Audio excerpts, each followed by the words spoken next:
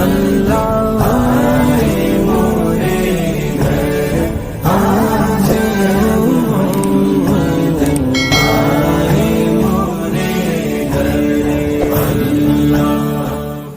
دخان کی تلاوت سماعت کی، جو کہ 25ویں پارے میں موجود ہے۔ بڑی عظیم الشان صورت ہے اور اللہ تعالیٰ نے اس صورت کو بڑی شانوں سے نوازا ہے۔ اس صورت کے بارے میں یہ آتا ہے، نبی پاک صلی اللہ علیہ وآلہ وسلم نے ارشاد فرمایا، جو شخص صبح اٹھ کر سورہ دخان کی تلاوت کرے 70,000 فرشتے اس کے لیے مغفرت کی دعا کرتے ہیں۔ ایک اور روایت میں یہ بھی آیا کہ جو شخص شب جمعے کی رات کو، یعنی جمعرات کا دن ہو اور پھر وہ رات آ جائے، شب جمعہ جو شخص سورہ دخان کی تلاوت کرتا ہے اللہ تعالیٰ اس کی مغفرت فرما دیتا ہے۔ ایک روایت میں یہ بھی آیا کہ جو شخص شب جمعہ سورہ دخان کی تلاوت کر کے سو جاتا ہے، صبح اٹھتا ہے تو بخشا ہوا ہوتا ہے، اس کی مغفرت ہو چکی ہوتی ہے۔ اور بڑی شان اللہ تعالیٰ نے سورہ مبارکہ کو عطا فرمائی ہے۔ ارشاد فرمایا، بسم اللہ الرحمن الرحیم، حامیم والکتاب المبین، روشن کتاب کی قسم۔ حامیم تو حروف مقطعات ہیں، والکتاب المبین، روشن کتاب کی قسم۔ روشن کتاب، واضح کتاب، اس سے مراد قرآن پاک ہے۔ انا انزلناہ فی لیلۃ مبارکۃ، ہم نے اس قرآن کو مبارک رات میں نازل فرمایا ہے، برکت والی رات میں نازل فرمایا ہے۔ انا کننا منذرین، بے شک ہم ڈرانے والے ہیں۔ وہ برکت والی رات ہے کون سی؟ اس برکت والی رات سے مراد ہے شب قدر۔ شب قدر، لیلۃ القدر، قدر والی رات ہے، کیونکہ اس رات کی رب ذوالجلال کے یہاں بڑی قدر ہے، مخلوق کے یہاں بڑی قدر ہے، اسی لیے اس رات کو شب قدر کہا جاتا ہے، قدر والی رات ہے۔ اور ویسے تو ساری راتیں ہی راتیں ہیں، لیکن کسی بھی چیز کو اگر فضیلت ملتی ہے تو کسی خاص چیز کی وجہ سے ملتی ہے۔ شب قدر کو فضیلت ملی ہے قرآن کے نازل ہونے کی وجہ سے۔ حضرت علامہ قسطلانی علیہ الرحمہ نے ایک محاکمہ لکھا ہے، ایک فیصلہ لکھا ہے۔ آپ نے فرمایا ہے کہ اگر مقابلہ کیا جائے شب قدر کا اور شب میلاد مصطفیٰ کا تو افضل کون سی ہے؟ تو آپ نے فرمایا، میرے نزدیک افضل حضور کی ولادت کی رات ہے، یعنی شب قدر سے بھی زیادہ افضل آپ فرماتے ہیں میرے نزدیک حضور کی میلاد کی رات افضل ہے۔ کیوں؟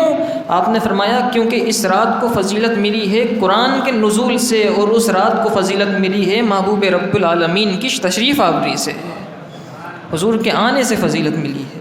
تو جس کی فضیلت حضور کی وجہ سے ہے اس کی شان براء البراء ہے، اس کی شان بہت بڑی ہے۔ فیہا یفرق کل امر حکیم، یہ جو لیلۃ مبارکۃ کا لفظ ہے، اس کے بارے میں مفسرین نے دو باتیں لکھی ہیں۔ بعض نے کہا کہ اس سے مراد شب قدر ہے، اور بعض نے کہا اس سے مراد نصف شعبان کی رات ہے، شب برات ہے۔ کیوں شب برات کا قول کیا بعض علماء نے؟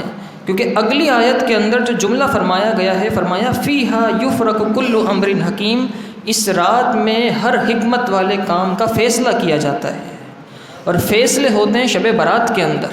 رزق کی تقسیم کے فیصلے ہوتے ہیں، زندگیوں کے فیصلے ہوتے ہیں، مقدروں کے فیصلے ہوتے ہیں۔ تو دوسری والی آیت سے لگتا ایسا ہے کہ اوپر جو لیلۃ مبارکہ کہا گیا تھا اس سے مراد شب برات تھی، نصف شعبان کی رات تھی، لیکن کیونکہ اس رات کے اندر قرآن کے نزول کا ذکر ہے تو اس سے مراد شب قدر بھی ہو سکتی ہے۔ شب قدر اللہ تعالیٰ سے مانگنے کی رات ہے، اور اس رات میں اللہ تعالیٰ آسمان دنیا پر تجلیات فرماتا ہے اور اپنے بندوں سے فرماتا ہے کوئی مجھ سے مانگنے والا جو مجھ سے مانگ لے، ہے کوئی صحت مانگنے والا مجھ سے صحت مانگ لے، ہے کوئی خیر و برکت مانگنے والا مجھ سے برکت مانگ لے، ہے کوئی امن و عافیت مانگنے والا مجھ سے مانگ لے۔ تو اس رات کے اندر خصوصی تجلیات کا نزول ہوتا ہے، تو اس رات کو بڑے اہتمام کے ساتھ، اور پھر رب ذوالجلال چاہتا تو ایک رات مقرر فرما سکتا تھا، قرآن میں بیان کر سکتا تھا کہ یہ رات ہے، شب قدر ہے، عبادتیں کرنا، دیتا چلا جاؤں گا، لیکن اس نے شب قدر 5 راتوں میں چھپا کے رکھی ہے تاکہ انسان بار بار آئے، بار بار اس کی بارگاہ میں دست سوال دراز کرے۔ وہ پسند فرماتا ہے کہ میرا بندہ مجھ سے مانگے، اور عارفین اور سالکین فرماتے ہیں کہ اگر ہماری دعا قبول ہو جائے، یہ بڑی پتے کی بات لکھی انہوں نے، کہتے ہیں اگر ہماری دعا قبول ہو جائے تو ہم رب کا شکر ادا کرتے ہیں، اور اگر قبول نہ ہو تب بھی رب کا شکر ادا کرتے ہیں۔ تو پوچھا گیا کہ چلیے قبول ہو جائے پھر رب کا شکر ادا کرنا، یہ تو بات سمجھ میں آتی ہے کہ دعا قبول ہو گئی تو رب کا شکر ادا کر رہے ہیں، قبول نہ ہو پھر رب کا شکر ادا کرنا، اس سے کیا مراد ہے؟ تو فرماتے ہیں بات یہ ہے، شکر اس بات پہ ادا کرتے ہیں کہ اس رب نے ہمیں صرف اپنے در کا منگتا بنایا ہے، در در کا منگتا نہیں بنایا ہے، در در کا منگتا نہیں بنایا ہے۔ تو قبول ہو جائے تو بھی اس کی عطا ہے، نہ قبول ہو تب بھی ہم اس کا شکر ادا کرتے ہیں۔ تو اس رات کے اندر توبہ قبول ہوتی ہے، رب ذوالجلال قسمتوں کے فیصلے فرماتا ہے، مقدروں کے فیصلے تقسیم کیے جاتے ہیں۔ لیکن کچھ لوگ ایسے ہیں جن کی توبہ اس رات بھی قبول نہیں ہوتی۔ علماء نے وہ لوگ لکھے ہیں، بیان فرمائے ہیں، ایک وہ لوگ جن کے دلوں میں کینہ اور بغض اور حسد ہوتا ہے، ایک دوسرے سے جلن ہوتی ہے۔ آج تو حسد کا دور ہے، جتنے دکھاوے کا دور ہے، جتنا دکھاوا ہوتا ہے اتنا ہی حسد بڑھتا ہے۔ اسی لیے نبی پاک صلی اللہ علیہ وسلم نے فرمایا ہے کہ اپنی نعمتوں کی حفاظت انہیں چھپا کے کیا کرو۔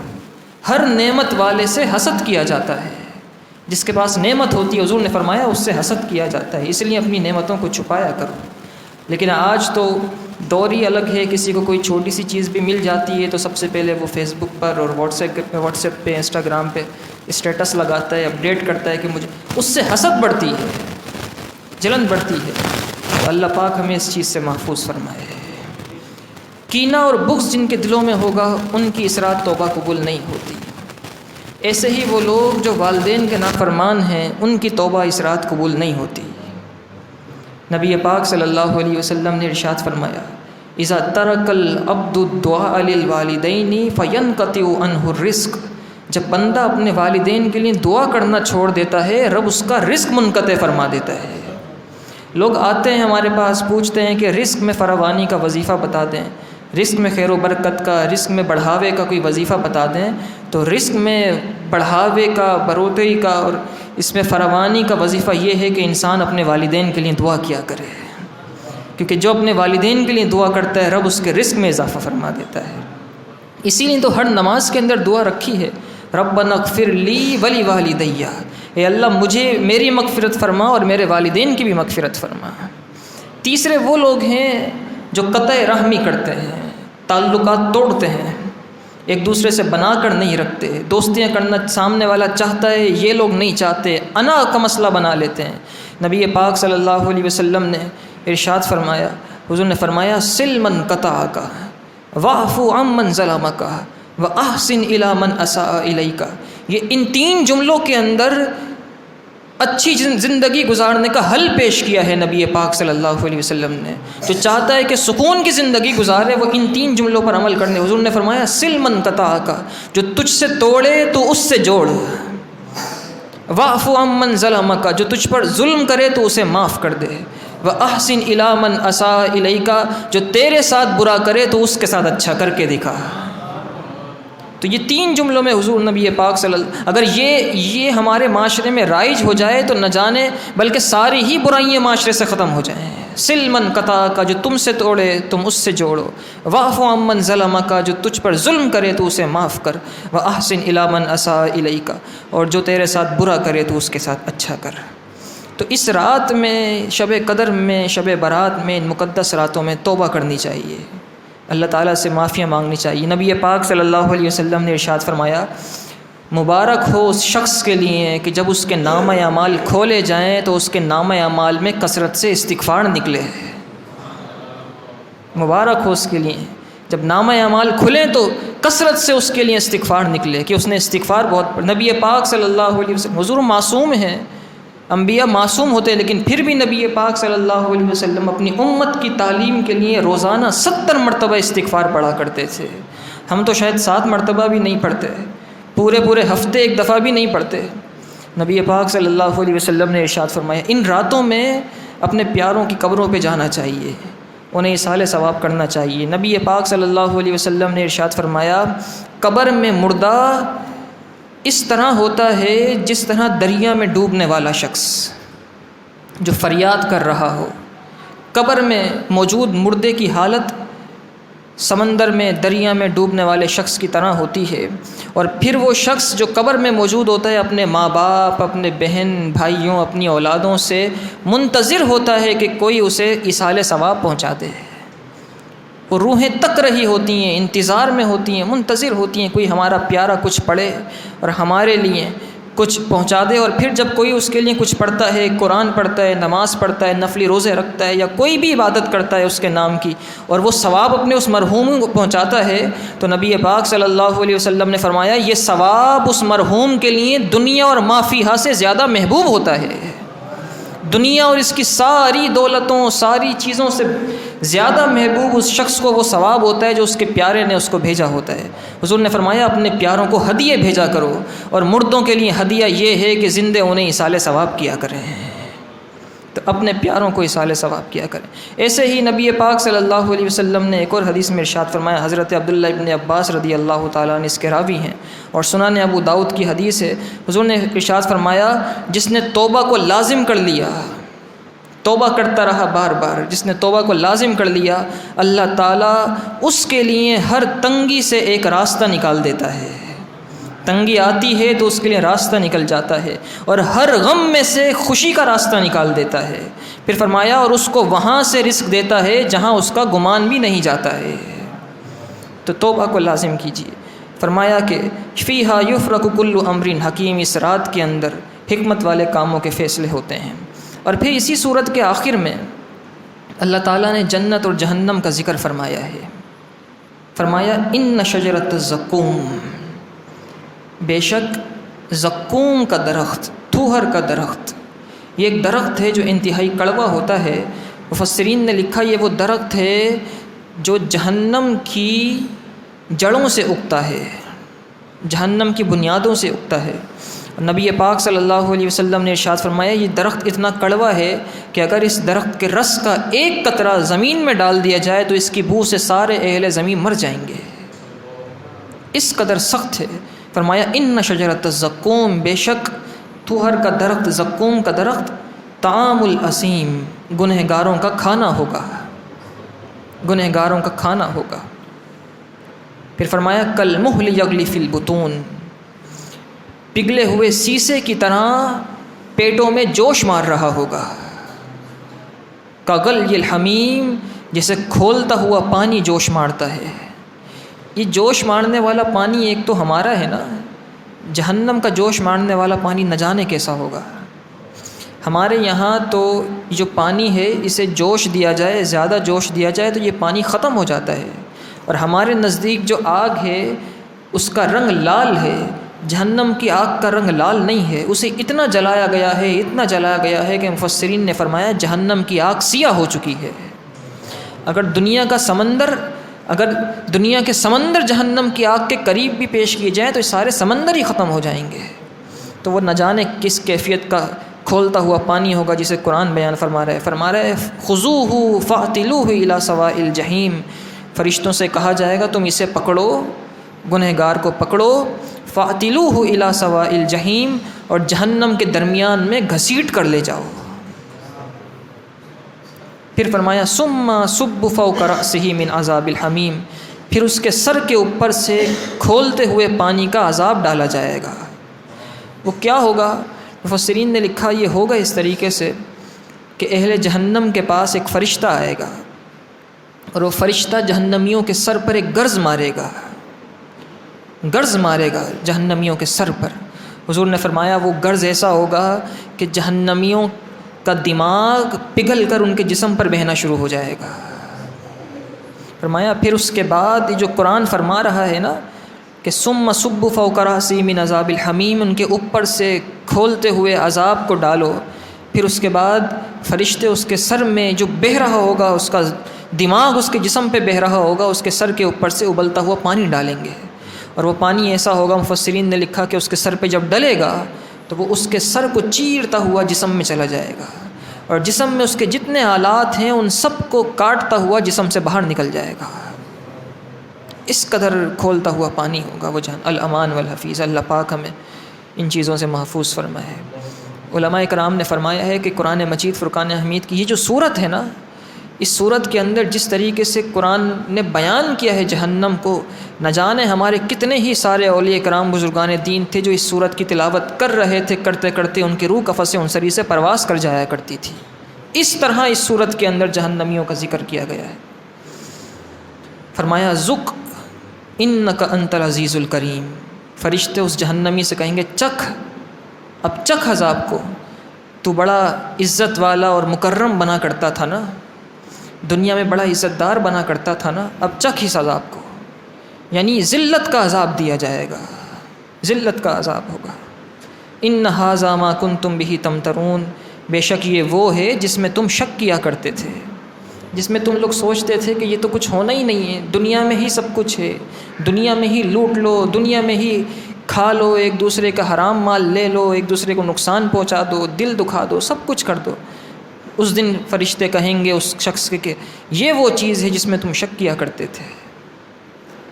پھر اس کے بعد اللہ تعالیٰ جنتیوں کا ذکر فرما رہے، فرمایا ان المتقین فی مقام امین، جنتی امن کی جگہوں پر ہوں گے، متقین امن کی جگہوں پر ہوں گے، فی جنات و عیون، باغات میں ہوں گے اور چشموں میں ہوں گے، ان کے لیے اللہ تعالیٰ باغات بنائے گا اور چشمے بنائے گا۔ یلبسون من سندس و استبرق متقابلین، وہ نرم باریک اور دبیس ریشم کا لباس پہن کر ایک دوسرے کے آمنے سامنے بیٹھے ہوں گے۔ آمنے سامنے کیوں بیٹھے ہوں گے؟ مفسرین نے کہا اہل جنت جو ہوں گے، جنتی جو ہوں گے، ان کے دلوں میں کینہ نہیں ہوگا، بغض نہیں ہوگا۔ جب بغض ہوتا ہے تو انسان کسی سے پیٹھ پھیرتا ہے، وہ ایک دوسرے سے پیٹھیں نہیں کریں گے، وہ ایک دوسرے کے چہرے دیکھ رہے ہوں گے، ایک دوسرے کو مبارکبادیں پیش کرتے رہیں گے کہ تم بھی جنت میں آ گئے، ارے ہم بھی جنت میں ہیں، تم تو مجھ سے وہاں ملے تھے، یہ کام تم تو مجھ سے فلاں مسجد میں تراویح پڑھتے ہوئے ملے تھے نا، تم نے اتنے کام کیے، تم جنت میں آ گئے، ارے میں بھی جنت میں آ گیا ہوں۔ متقابلین، ایک دوسرے کے آمنے سامنے بیٹھے ہوں گے، ایک دوسرے کے ساتھ بیٹھے ہوں گے۔ پھر فرمایا کذالک، ایسے ہی ہوگا، وزوجناہم بحور عین، بحور عین، اور ہم ان کا نکاح بڑی آنکھوں والی حوروں سے کر دیں گے، ہم ان کا نکاح بڑی آنکھوں والی حوروں سے کر دیں گے۔